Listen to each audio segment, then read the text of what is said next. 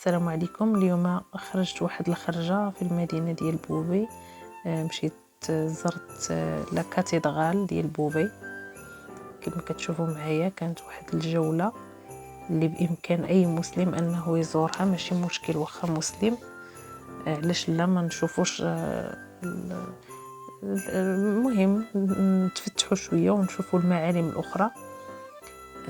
هنايا انا ما عنديش بزاف العلم على المسيحيين، ولكن كانت انا ندير واحد لا فورماسيون وخرجنا مع خرجه ديال الثقافه، الاخذ بزاف المعلومات على ديانات اخرى، على كيفاش تبنات هاد الكاتدرال، كيفاش فين كيصلي، واش كيقولوا. المهم ما تعمقناش بزاف، كيقول لكم دينكم ولي دين. نتمنى ان هاد الجوله تعجبكم، وغادي تشوفوا معايا كاين واحد الفيديو انا سجلته لكم على واحد الساعه ديال كيفاش تختارعوها وشحال فيها ديال سميتو. والصراحه كان ممتع جدا اننا ندخلوا لهاد الكاتدرال ونشوفوا كيفاش مصوبه. سبحان الله، داكشي كبير وقديمه قديمه قديمه قديمه، ولكن الصراحه مهلين فيها، مبنيه مزيان. المهم كتبقى لكم دينكم ولي دين. ماشي حيت انا مسلمه ما عنديش الحق نشر للمسيح او لليهود. بالنسبه راه كاينين شي مسلمين كيقول لك لا حرام ما تدخليش وهذا، ولكن انا دخلت بنيه غير ناخذ معلومات او نزور او نشوف. ماشي دخلت بنيه انني غدا نصلي ولا غدا نبدل ديني ولا غدا نبحث في دين اخر باش نبدل ديني. ونتمنى ان يعجبكم هذا الفيديو، وما تنسوناش من البارطاجي والدعم القناه، وشكرا لكم جزيلا.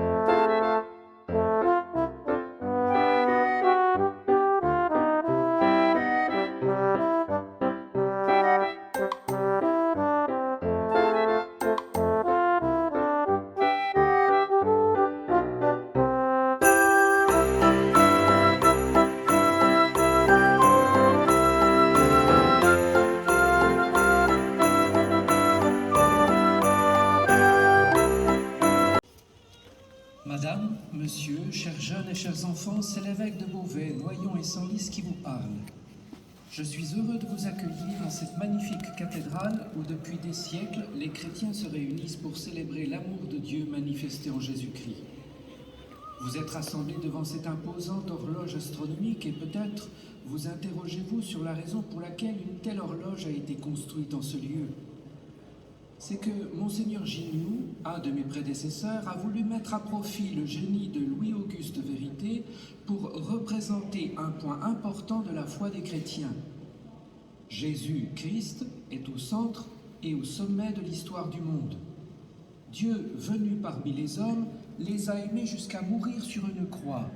mais relevé d'entre les morts, il est devenu pour eux le chemin du salut éternel. Et c'est selon son appel à aimer Dieu et à s'aimer les uns les autres qu'ils seront évalués au terme de leur vie. Je vous laisse maintenant découvrir plus avant cette horloge impressionnante grâce à un dialogue fictif reconstitué. En vous quittant, je vous assure de ma prière et de mon affection respectueuse. Excusez-moi, monsieur, mais vous pourriez vous pousser un peu? Vous m'empêchez d'admirer ces curieux cadrans et tout le reste. Toutes mes excuses, chère madame, c'est exact. Je ne vous avais pas vu, tout absorbé que j'étais. Je ne peux m'empêcher de venir ici, dans la cathédrale, pour détailler ces mécanismes que j'ai moi-même installés il y a près de 150 ans. Vous êtes l'horloger? Mais comment... C'est là un mystère qu'il me serait trop long d'expliquer. Mais oui, c'est bien moi le concepteur de cette horloge. C'était sous le Second Empire, en 1865. Les Beauvaisiens m'engagèrent dans une aventure hors du commun. Mais je me présente, Auguste Lucien Vérité, enfant de Beauvais, né le 21 octobre 1806. Autodidacte de formation, si l'on peut dire.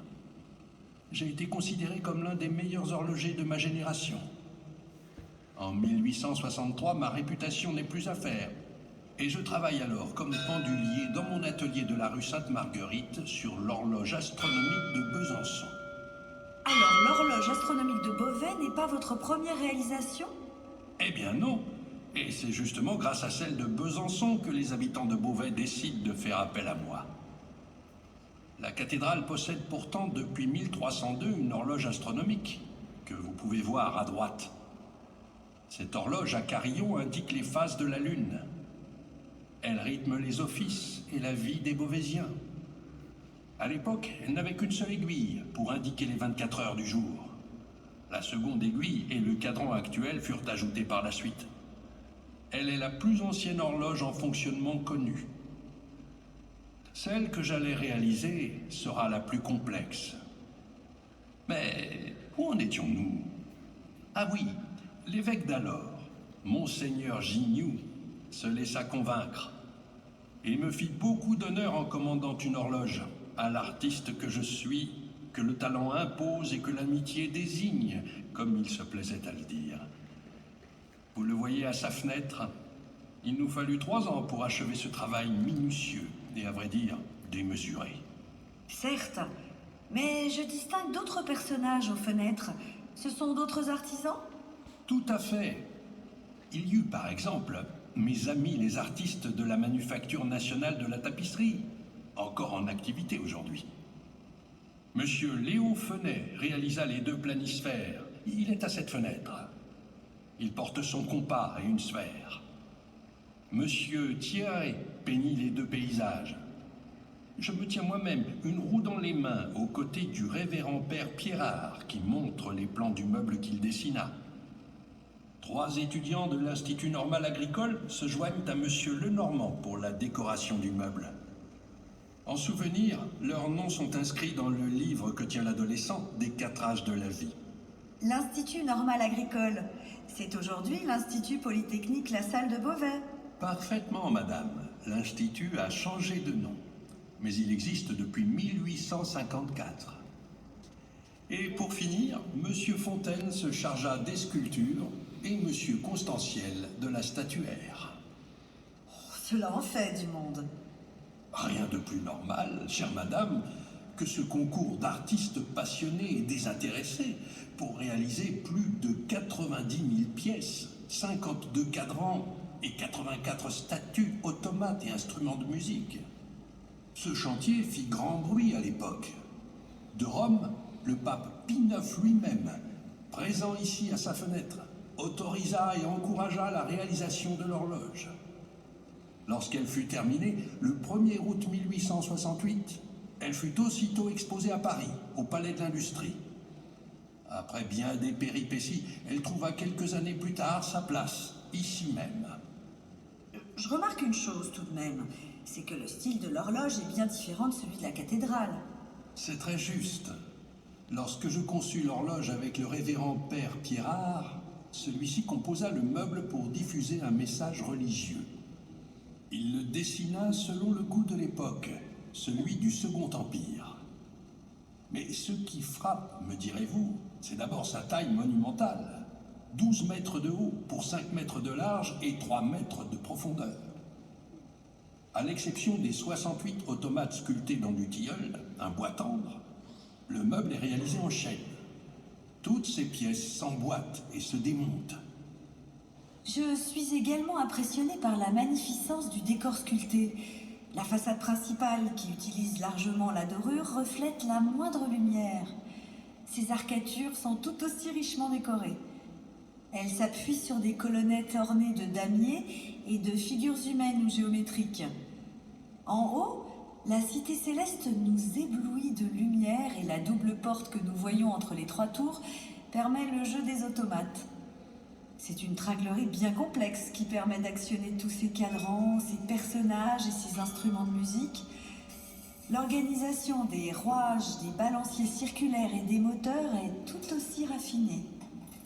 Merci. Il respecte la symétrie, afin que la mécanique soit, elle aussi, belle à regarder. Imaginez, madame, que derrière ce décor, les rouages, les automates et les instruments de musique sont actionnés par 18 poids. Certains pèsent plus de 60 kilos et d'autres seulement 10 grammes. Certains descendent dans une fosse de 3 mètres de profondeur. Ces poids sont remontés tous les 3 jours, et l'un d'entre eux tous les 100 ans. Ce sont ces automates qui s'animent lorsque sonne l'horloge, n'est-ce pas? C'est cela. Et que nous montre-t-il exactement? Eh bien, ils décrivent une scène bien connue de l'Apocalypse de Saint Jean, et qui a souvent été représentée sur les tympans des églises, la scène dite du jugement dernier. On en trouve d'ailleurs un très bel exemple, non loin d'ici, sur un vitrail de l'église Saint-Étienne, à Beauvais même. Le jugement dernier se déroule lors de la fin du monde, ici symbolisé par les flammes de la citadelle terrestre. Le Christ revient alors, victorieux, pour accueillir dans la cité céleste tous ceux qui ont écouté sa parole. Cette vision de l'Apocalypse, qui nous vient du Moyen-Âge, était souvent associée à un Dieu justicier et à l'enfer comme châtiment. Sa représentation avait la valeur d'une mise en garde. Elle oppose en effet le bien au mal et donne au jugement de Dieu un caractère inéluctable. Mais l'Église nous rappelle aujourd'hui que le jugement dernier n'est pas un procès. Il illustre plutôt ce que l'homme a fait de sa liberté, à travers les décisions qu'il a prises, les choix qu'il a pu faire. C'est un appel à la responsabilité. Effectivement, dans l'évangile de Matthieu, Jésus donne les critères du jugement. La relation à l'autre est là, dès ici-bas, et aussi humble soit-elle, un poids d'éternité. Le jugement dernier nous ramène toujours à ce que nous faisons maintenant. Le chrétien s'appuie sur la miséricorde de Dieu. Car il est tendre et miséricordieux, lent à la colère et plein d'amour, renonçant au châtiment. Comme l'annonce le prophète Joël. Mais comment avez-vous représenté cette scène? Oh, ce n'est pas bien compliqué. J'ai choisi de restituer la scène comme on pouvait le faire au Moyen-Âge, c'est-à-dire de façon très imagée. Ici, le ciel et la terre se répondent. Par les dorures qui l'habillent et la transparence des cadrans, la cité terrestre est lumineuse. Elle soutient et annonce la cité céleste. Au fait de celle-ci, entièrement dorée, vous pouvez apercevoir le Christ ressuscité, en gloire, qui revient pour juger les hommes. Dans la cité terrestre, le Christ s'impose en maître du temps. La baie centrale, avec sa multitude de cadrans cernés d'or ou émaillés d'un bleu intense, entoure le Christ accompagné de ses apôtres. Je dois vous avouer que cette sorte de château de part et d'autre du cadran principal m'intrigue. Il me semble que derrière les multiples fenêtres de cette puissante citadelle crénelée, bordée des shoguettes et de machicoulis, se tient l'humanité dans sa diversité. Car il est écrit que le Christ est venu pour tous.